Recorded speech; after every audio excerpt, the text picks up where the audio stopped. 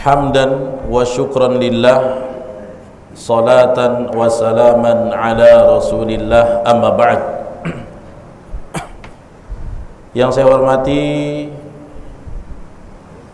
Ketua DKM Nurul Iman dan seluruh jajaran pengurus yang tidak tersebut satu persatu, yang saya ta'zimi, saya muliakan orang-orang tua kami, Bapak Imam, kemudian para sesepuh cerdik pandai, alim ulama, dan semua hadirin hadirat jemaah salat isya dan insyaallah salat tarawih yang mudah-mudahan kita semua hari ini diangkat derajatnya oleh Allah Subhanahu wa taala. Tugas dari Forum Komunikasi Mubalik pada ceramah Ramadan malam ini temanya adalah berbakti kepada kedua orang tua. Saya dan teman-teman Mubalik berusaha mengikuti apa yang menjadi kesepakatan musyawarah para asatidz dari pengurus FKM, dengan tujuannya apa? Malam ini tema yang sama dikumandangkan di rumah-rumah Allah, pendidikan karakter tersebut bisa tercapai di kota Tanjung Pinang. Baik, Bapak Ibu jamaah sekalian,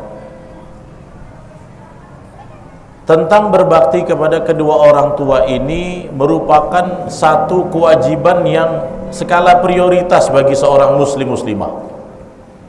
Tak ada orang yang paling berhak untuk dia santuni secara akhlak, ya. Tidak ada satupun manusia yang lebih berhak untuk ditunaikan hak-haknya, ya, selain seorang muslim itu menunaikan hak Allah sebagai Rabbnya. Tidak ada selain itu kecuali orang tuanya. Jadi kalau kata para ulama, al-walidain al-mustahaqqul libir min walidayhi, orang tua itu adalah makhluk yang paling berhak mendapatkan kebaikan dari anaknya. Nah, karena itu tema ini sangat penting untuk diingatkan kembali bagi kita, apalagi di zaman sekarang, ya, tontonan sinetron tentang anak durhaka pada orang tua itu lebih banyak, dahsyat lagi, ya. Hari ini, ya, penyimpangan, kedurhakaan, kesilapan, ya, bahkan pembangkangan dipertontonkan di media-media, walaupun filmnya bagus. Akibat durhaka pada orang tua, akhirnya matinya susah. Tapi apa di film itu? Dipertontonkan bagaimana ada anak yang berani angkat suara kepada ibunya, kepada ayahnya. Nah, inilah salah satu doktrin yang berbahaya bagi generasi kita. Nah, karena itu Bapak Ibu sekalian, kewajiban kita berbakti kepada orang tua adalah kewajiban yang utama setelah kita menunaikan hak Allah untuk disembah. Bahkan kalau ada di antara Anda dan saya nih, misalnya, baik di lingkungan rumah, baik di lingkungan kerja, baik di lingkungan masyarakat, tapi buruk akhlak sama orang tuanya, maka nollah seluruh ilmunya. Gak ada lagi kata yang pantas buat seseorang kalau di rumah dia minus dengan orang tuanya, di luar kelihatan baik. Padahal apa? Ibu dan ayahnya adalah manusia yang paling berhak dapat kebaikan dia sebelum yang lain.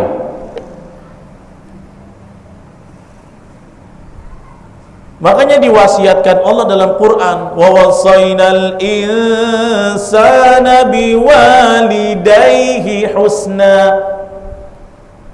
Ya, dan kami wasiatkan kepada setiap manusia untuk berbuat husna, berbuat baik kepada siapa? Biwalidayhi, kepada kedua orang tuanya. Satu hari ada seorang yang sedang umroh, dan waktu itu ini sudah di zaman tabi'in. Waktu orang ini sedang umroh, dia ini berasal dari Yaman. Dalam hadis Bukhari disebut rajulun Yamani, lagi umroh. Dan saat umroh itu ada seorang sahabat yang masih hidup, namanya Abdullah bin Umar. Nah, rupanya rajulun Yamani ini, seseorang pemuda dari Yaman ini umroh, dia gendong mamanya di dalam pundaknya, di atas pundaknya.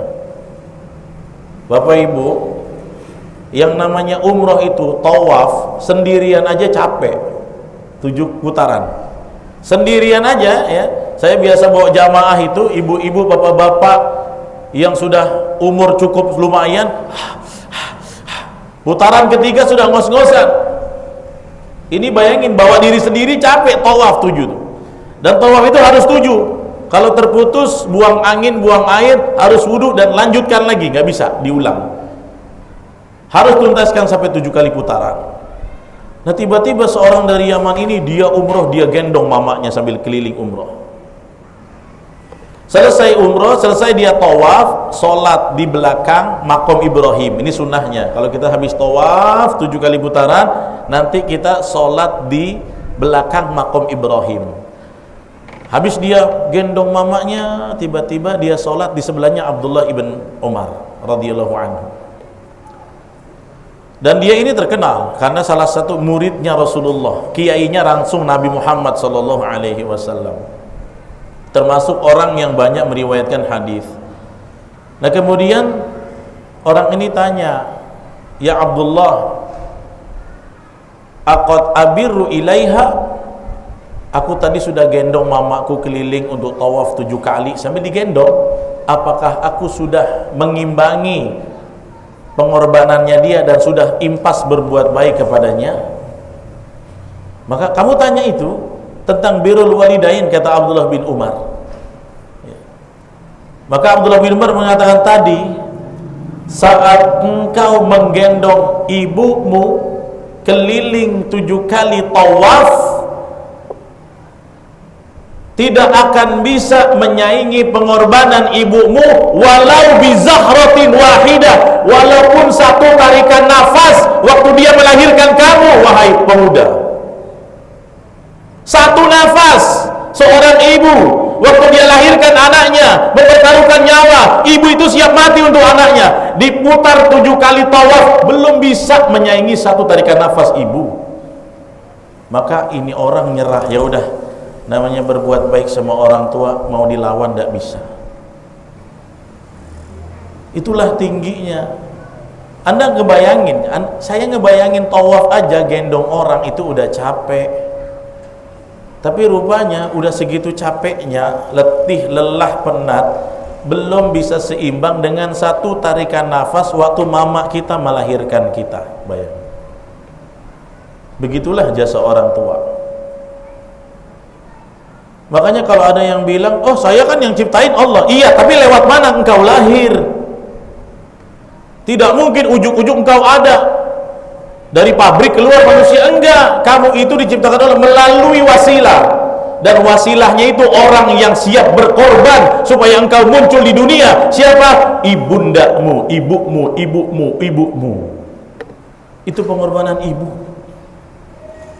Makanya kalau Anda sekarang menjadi anak cuma ngasih uang 1 juta tiap bulan, Anda merasa telah membalas kebaikan mereka, jangan pernah bermimpi bisa menandingi semua bakti orang tua, pengorbanan orang tua kepada kita.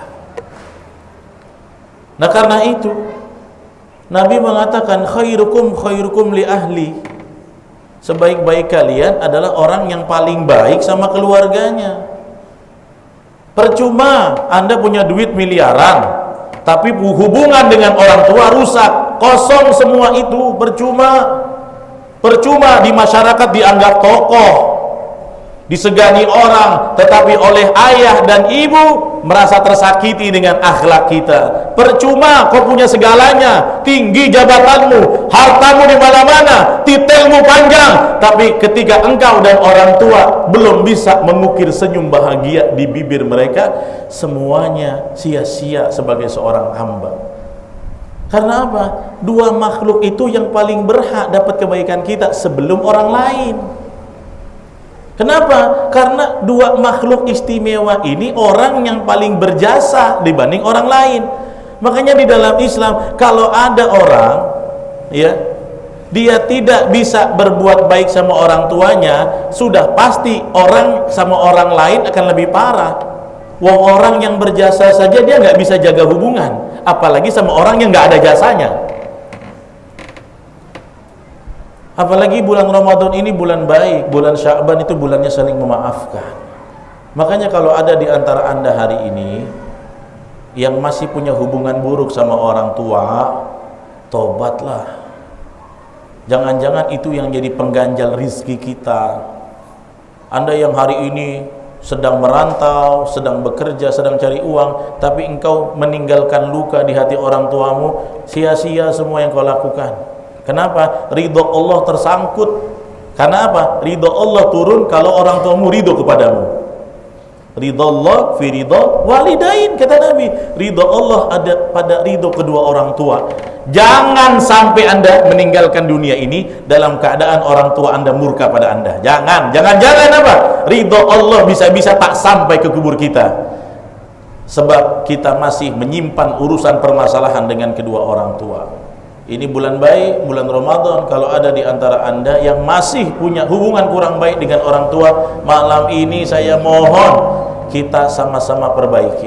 Minta maaf, datangi dia, kalau jauh video call dia, tatap wajahnya, sampaikan, maafkan kesalahan kami wahai ibu, wahai ayah, kalian adalah orang yang paling berjasa, kalian butuh apa, kalian mau apa, penuhi semua hajatnya. Sesungguhnya apa? Mereka adalah makhluk yang merupakan titian kamu menuju surga. Jangan cari surga jauh-jauh, di rumah kita itu ada surga. Dari mana? Bakti sama mama bapak tuh.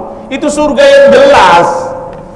Surga yang jelas Allah janjikan. Jadi jangan cari surga jauh-jauh, tapi surga di rumah kau abaikan, engkau telantarkan. Inilah pentingnya berbakti kepada orang tua. Amalan-amalan yang lain sulit menandinginya, kecuali kata Nabi, engkau menemui orang tuamu dalam keadaan menjadi budak, engkau beli, engkau bebaskan, baru bisa setara dengan pengorbanan orang tua. Jadi orang tua kita ditawan orang jadi budak, dijual mahal, kita tebus, kita bebaskan, itu baru menyamai pengorbanan orang tua kepada anaknya ketika dia merawat dan melahirkan kita. Mudah-mudahan ya kita semua dapat ridho Allah dan kita mendapatkan restu dan ridho dari kedua orang tua kita ya. Demikian yang bisa kami sampaikan. Mudah-mudahan bermanfaat bagi kita semua.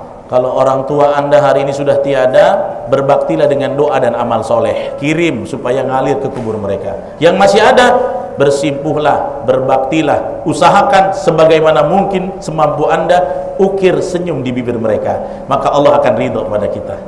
Allahumma muwaffiq ila aqwamit thariq. Assalamualaikum warahmatullahi wabarakatuh.